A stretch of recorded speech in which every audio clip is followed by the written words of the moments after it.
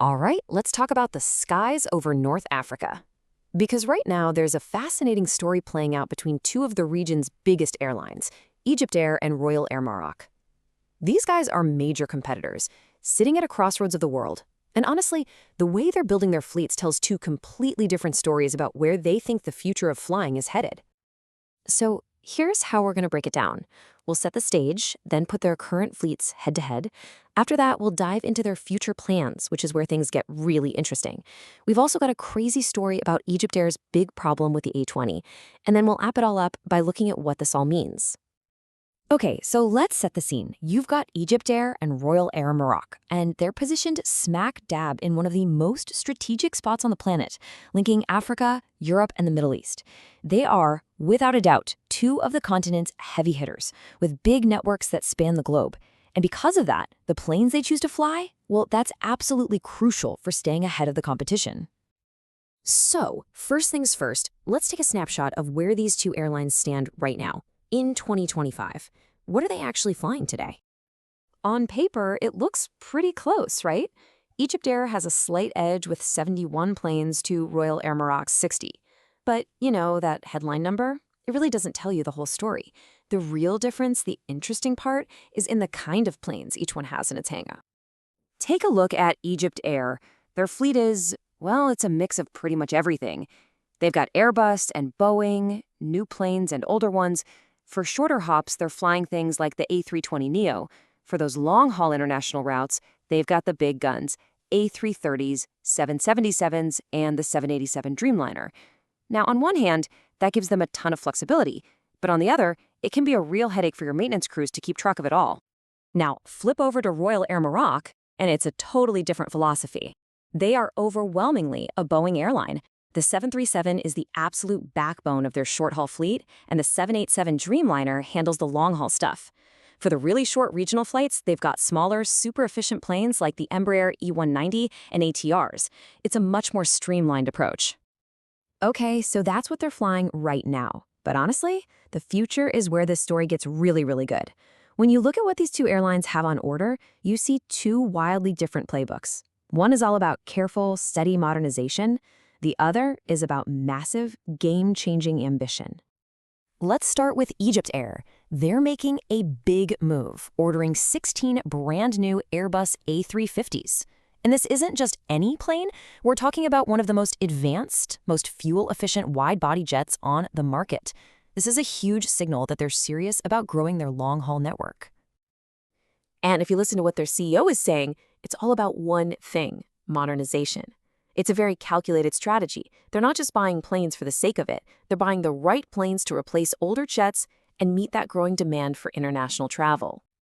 But it's not just about the big guys, the wide bodies. EgyptAir is also bringing in 18 new Boeing 737 MAXs.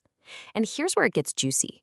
These new planes, they're filling a gap left by another fleet that the airline dramatically ditched after just a couple of years. Yeah, you heard that right. Stick with me because we are definitely getting to that story in just a bit.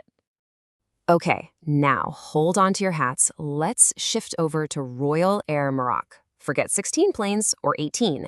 The number that's being thrown around for them is 200. Let that sink in for a second. 200 planes. That's enough to more than triple the size of their entire airline. But before we get too carried away, there's a big question mark hanging over this. While the airline announced this massive ambition, the ink isn't dry. They haven't actually placed a firm order yet. But even as just an idea, it tells you everything you need to know about Morocco's goal to become a global mega hub. In the meantime, Royal Air Maroc is adding new planes, and some of them have a backstory that is just wild. Take their new 737 MAX. These jets were originally built for a Russian airline.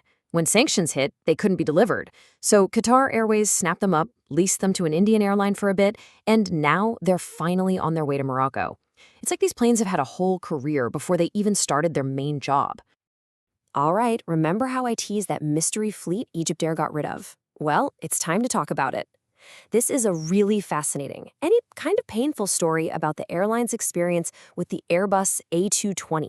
It's a perfect cautionary tale about betting big on new tech. So here's the million-dollar question. Why on earth would you buy an entire fleet of shiny, new, cutting-edge jets and then just dump them a few years later? It makes no sense, right? These planes were supposed to be the future of their regional fleet. So what went so horribly wrong? Well, here's the deal. It wasn't the plane's fault. It was the engines. These revolutionary Pratt& Whitney engines were a huge selling point, super efficient. But they had a major problem. They started wearing out way, way too fast. And to make things a million times worse, global supply chain problems meant you couldn't get the parts to fix them. So you've got these brand new, expensive planes just sitting on the tarmac, not flying, not making money. It was a complete and total nightmare. And just look at how fast this dream died. The first plane shows up in 2019. By early 2024, poof, the entire fleet of 12 jets is gone, sold off. A lifespan of less than 5 years for a modern airplane is, well, it's basically unheard of. And here's the thing, it's not like EgyptAir was the only one having this problem, not by a long shot. Airlines all over the world, from Swiss International to Iraqi Airways, were tearing their hair out over these exact same engine issues. So while getting rid of the whole fleet seems extreme, you can kind of see why they felt they had to cut their losses. They were far from alone in this mess. Okay, so let's pull all of this together.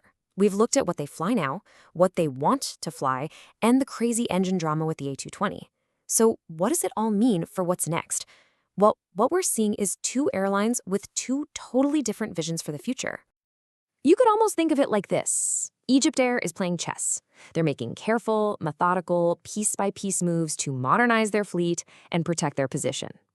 Royal Air Maroc, on the other hand, they're getting ready to play poker. They're signaling a massive, all-in bet with this potential 200-plane deal, hoping it'll transform them into a global powerhouse overnight. So, you've got the steady hand versus the bold gamble, the calculated upgrade versus the revolutionary expansion. It's going to be absolutely fascinating to watch this play out. And it leaves us with one big question. As these two giants go head-to-head, will it be steady modernization or explosive ambition that ultimately wins the skies over North Africa?